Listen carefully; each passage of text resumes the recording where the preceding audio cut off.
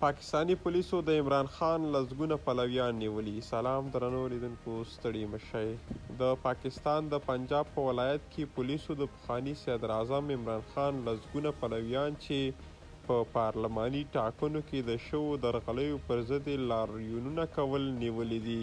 د عمران خان په مشرۍ د تحریک انصاف ګوند ویلي چې لاریونونه یې سوله ییز وو. ځینې ویډیوګانې او انځورونه چې په تلویزیونونو کې خپاره شوي پکې ښودل کیږي چې پولیس د پی ټي آی لوړپوړي مشران او کارکوونکي په لاهور ښار کې نیسي.